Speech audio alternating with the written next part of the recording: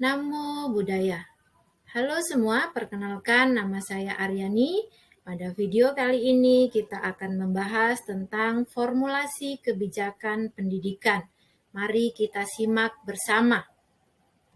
Ada beberapa poin yang akan kita bahas berkaitan dengan formulasi kebijakan pendidikan. Yang pertama adalah tentang pengertian formulasi kebijakan pendidikan. Pengertian formulasi kebijakan pendidikan adalah usaha perumusan berbagai rangkaian konsep dan asas yang menjadi garis besar serta dasar rencana dalam pelaksanaan kegiatan pendidikan, sekaligus sebagai garis pedoman untuk manajemen atau pengelola pendidikan dalam usaha mencapai sasaran atau tujuan pendidikan yang diharapkan. Poin yang kedua adalah tahap proses pembuatan kebijakan pendidikan. Ada beberapa tahap di sini. Yang pertama adalah tahapan perumusan masalah. Tahap ini merupakan satu proses pencarian masalah, pendefinisian masalah, spesifikasi masalah, dan pengenalan masalah, di mana masalah tersebut adalah masalah yang menyangkut kepentingan masyarakat luas, serius, dan berpotensial untuk menjadi sangat serius serta ada peluang untuk diperbaiki. Tahapan yang kedua adalah tahapan penyusunan agenda. Pada tahap ini, masalah yang memiliki dampak yang besar bagi masyarakat dan membutuhkan penanganan yang harus diselesaikan akan dimasukkan dalam agenda kebijakan. Tahap yang ketiga adalah fase formulasi kebijakan. Tahap ini adalah tahap perumusan usulan-usulan kebijakan. Dalam tahap ini dilakukan penyusunan dan pengembangan serangkaian tindakan untuk memecahkan masalah. Tahap yang keempat adalah tahapan adopsi kebijakan.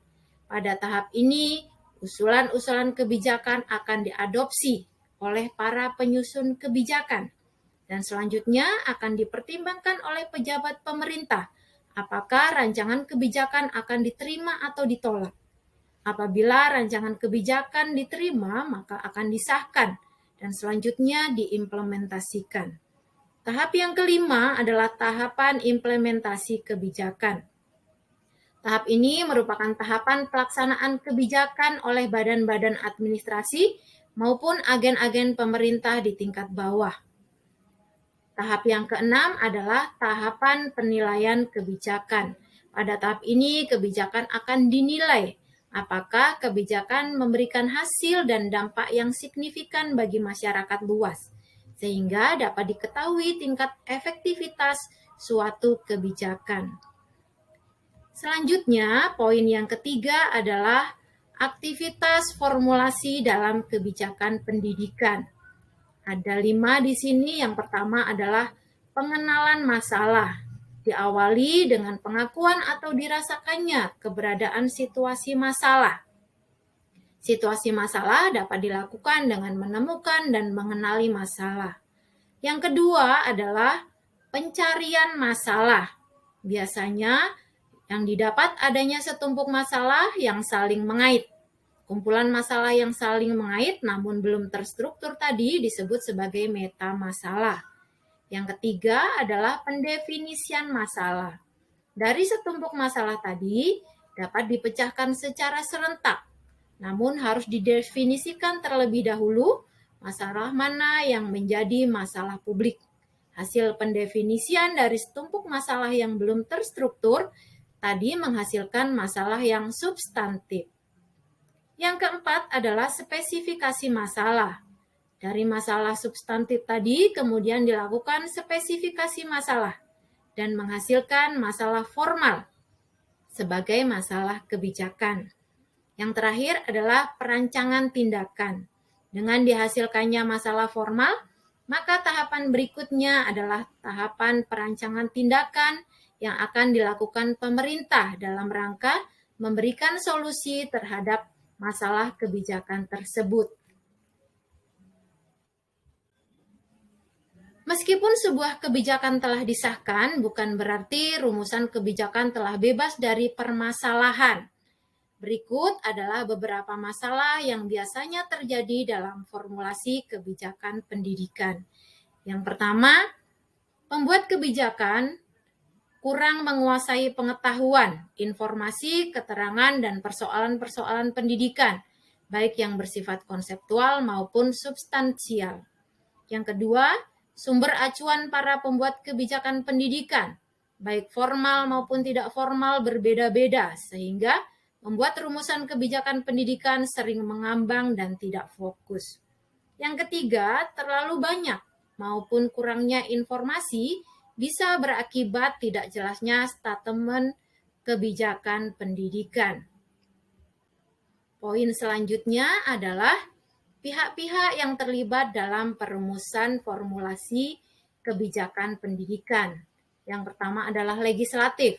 Legislatif disebut sebagai aktor utama dalam merumuskan atau mengesahkan kebijakan. Para legislator tersebut berada pada tataran MPR, DPR, DPRD, dan DPRD tingkat 2. Yang kedua adalah eksekutif, adalah para pelaksana undang-undang, sekaligus berperan dalam merumuskan kebijakan agar kebijakan yang dibuat atau dirumuskan oleh legislatif dapat dilaksanakan sesuai dengan faktor kondisional dan situasional. Aktor eksekutif di sini adalah presiden, menteri, gubernur, bupati, wali kota, kepala dinas. Sedangkan aktor eksekutif dalam bidang pendidikan adalah Mendiknas, Menak, Dirjen, kepala dinas, dan rektor. Yang ketiga adalah administrator. Administrator sebagai perumus dan implementator kebijakan memegang peranan penting dalam pencapaian tujuan negara. Selanjutnya adalah partai politik atau parpol. Partai politik adalah sekelompok orang yang terorganisasi serta berusaha untuk mengendalikan pemerintahan agar dapat melaksanakan program-programnya dan menempatkan anggota-anggotanya dalam jajaran pemerintah. Selanjutnya adalah interest group atau kelompok yang berkepentingan. Adalah suatu kelompok yang beranggotakan orang-orang yang memiliki kepentingan yang sama, misalnya buruh, nelayan, petani, guru, dan kelompok profesional lainnya. Selanjutnya adalah ormas. Ormas merupakan kumpulan orang yang punya cita-cita dan keinginan yang sama dan bersifat non-politis. Dalam perumusan kebijakan pendidikan, ormas memiliki harapan dan aspirasi yang kemudian disampaikan kepada para perumus kebijakan formal. Pihak selanjutnya adalah perguruan tinggi. Perguruan tinggi adalah suatu lembaga di mana para elit akademisi berada. Perguruan tinggi sering dijadikan ujung tombak dalam memperjuangkan aspirasi masyarakat yang akan dimasukkan ke dalam kebijakan pendidikan. Yang terakhir adalah tokoh perorangan. Dalam berbagai konstelasi, tokoh perorangan memegang peran yang cukup vital dan terkadang sangat menentukan. Dia juga dapat menjadi tokoh yang sentral. Poin selanjutnya adalah pendekatan dalam formulasi kebijakan pendidikan. Ada 3 pendekatan, yaitu pendekatan deskriptif atau positif, pendekatan normatif atau preskriptif, dan pendekatan evaluasi. Yang terakhir adalah formulasi kebijakan pendidikan pada sekolah dan perguruan tinggi menjadi sangat berkaitan dengan proses PPEPP, yakni penetapan formulasi kebijakan pendidikan, pelaksanaan formulasi kebijakan pendidikan, evaluasi formulasi kebijakan pendidikan, pengendalian formulasi kebijakan pendidikan, dan peningkatan formulasi kebijakan pendidikan. Selanjutnya, dari pembahasan di atas dapat kita simpulkan bahwa dalam penyusunan kebijakan pendidikan tentunya akan dilakukan setelah mempertimbangkan banyak faktor, yaitu dana dan kondisi suatu negara. Formulasi yang dihasilkan pun akan melalui proses yang panjang, diskusi, penilaian, tahap uji coba, dan penilaian kembali, agar tercipta suatu formulasi pendidikan yang sesuai dengan kondisi masyarakat Indonesia dan mampu berkontribusi dalam mencetak generasi emas bangsa Indonesia. Formulasi kebijakan yang telah ditetapkan oleh negara akan semakin baik jika stakeholder pelaksana mumpuni dalam mengimplementasikannya, sehingga Perlu adanya penyesuaian kompetensi para stakeholder yang menjadi ujung tombak pelaksanaan formulasi kebijakan pendidikan. Demikianlah pembahasan kita tentang formulasi kebijakan pendidikan. Semoga bermanfaat dan dapat menambah wawasan kita semua. Terima kasih atas perhatiannya dan sampai jumpa pada video berikutnya.